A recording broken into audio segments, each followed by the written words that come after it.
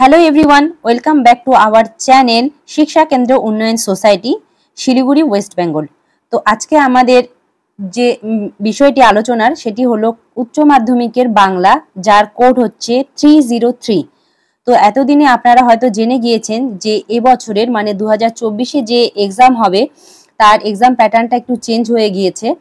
তো আপনাদের হচ্ছে সামনে যে আমি বিষয়টা এখানে ধরে রেখেছি সেটা হলো আপনাদের যে বিষয়গুলি মানে পরীক্ষায় আসবে আর কোন বিষয় থেকে কত নম্বরের পরীক্ষা হবে সেই সমস্ত কিছুই আজকে আমরা আলোচনা করব।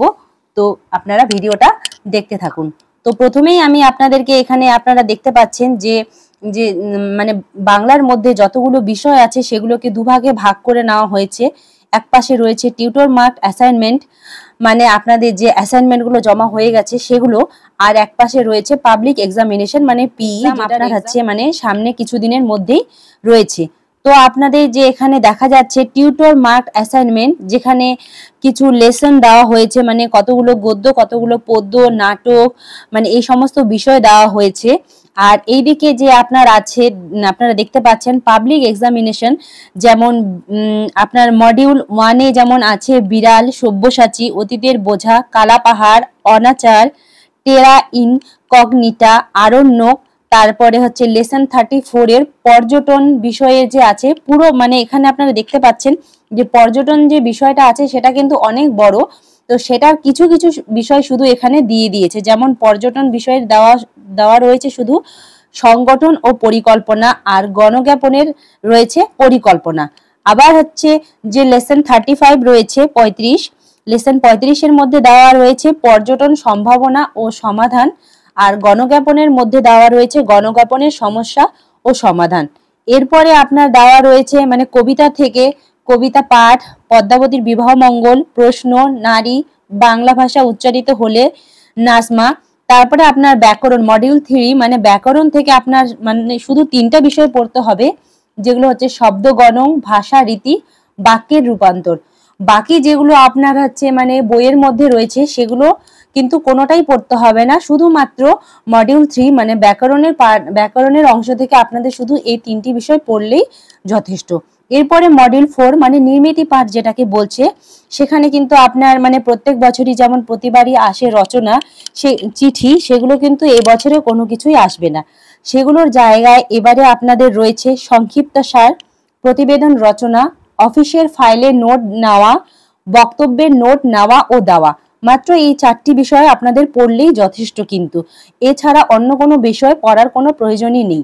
সেই জন্য এবারের পরীক্ষার যে আপনাদের নতুন যে নিয়মটি করেছে সেটা খুবই ভালো। সেজন্য আপনারা কিছু কিছু বিষয় বাদ দিয়েও পড়তে পারবেন, তার জন্য আপনাদের সময়টা একটু কম লাগবে আর ভালো মতো আপনারা পড়াশোনা করতে পারবেন।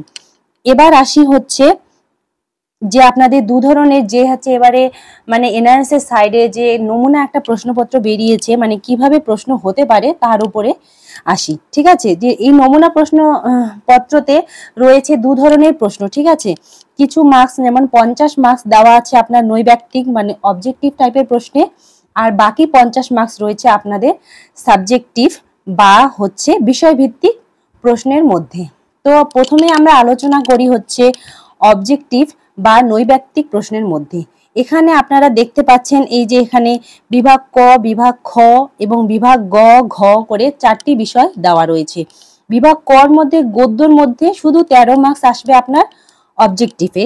তারপরে বিভাগ খ পদ্যর মধ্যে রয়েছে 11 মার্কস, বিভাগ গ ব্যাকরণের মধ্যে রয়েছে 14 মার্কস, আর বিভাগ ঘ নির্মিতির মধ্যে রয়েছে 12 মার্কস। মানে আপনার যে প্রথমে যে বিষয়গুলি আলোচনা করলাম সেই বিষয়গুলি থেকেই অবজেক্টিভ প্রশ্ন দেওয়া এখানে থাকবে।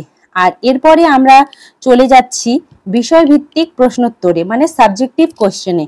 সাবজেক্টিভ কোশ্চেনও এখানেও নম্বর বিভাজন করে দেওয়া রয়েছে। এখানেও বিভাগ ক মানে গদ্য থেকে রয়েছে 18 নম্বর, বিভাগ খ মানে পদ্য থেকে রয়েছে আপনার 18 নম্বর, আর বিভাগ গ ব্যাকরণ থেকে রয়েছে আপনার 6 নম্বর, আর বিভাগ ঘ নির্মিতি থেকে রয়েছে মাত্র আপনার 8 নম্বর। এই সমস্ত প্রশ্নের উত্তরই কিন্তু দেওয়া আবশ্যিক বলে রয়েছে। এখানে আরেকটা বিষয় বলে দিই, এই যে আপনাদের মানে বিষয়ভিত্তিক আর নৈর্ব্যক্তিক আলাদা আলাদা করে দেওয়া হয়েছে, এখানে কি হচ্ছে আপনার যদি বিষয়ভিত্তিক প্রশ্নের উত্তর কোনো সময় কোনো কিছু না জানেন, সেক্ষেত্রে আপনি যদি অবজেক্টিভ টাইপের প্রশ্নগুলিও ভালো মতো যদি পড়াশোনা করেন বা ভালো মতো লিখতে পারেন, তাহলেই কিন্তু আপনার পাস মার্কস অনায়াসেই চলে আসবে। সুতরাং এবারে প্রশ্নপত্র বা যে স্যাম্পল কোয়েশ্চেনটা দেওয়া হয়েছে সেই অনুযায়ী যদি প্রশ্নপত্র হয়, তাহলে আপনাদের পাস করা কিন্তু খুবই সুবিধাজনক। এখানে আরেকটা কথা বলে রাখি, এই যে নমুনা প্রশ্নপত্র বা স্যাম্পল কোয়েশ্চেন পেপার যে রয়েছে, এটা এই ভিডিওর ডেসক্রিপশন বক্সে দেওয়া আছে, যেখান থেকে আপনারা পুরোটাই ডাউনলোড করে নিয়ে নিতে পারবেন। আর এই যে মার্কস ডিস্ট্রিবিউশনটা আছে, এই মার্কস ডিস্ট্রিবিউশনের উপরেই পড়াশোনাটা করবেন। মানে এই যে পাবলিক এক্সামিনেশন রয়েছে, সেই বিষয়গুলোই শুধু আপনারা ভালো মতো করে পড়বেন, তাহলেই আপনাদের কিন্তু খুব ভালো নম্বরে আপনারা পাস করে যাবেন। তো আজকের জন্য এই ভিডিওটা এখানেই শেষ করলাম। ভালো লাগলে ভিডিওটা লাইক, শেয়ার এবং সাবস্ক্রাইব অবশ্যই করে দেবেন। দেখা হচ্ছে পরের ভিডিওতে।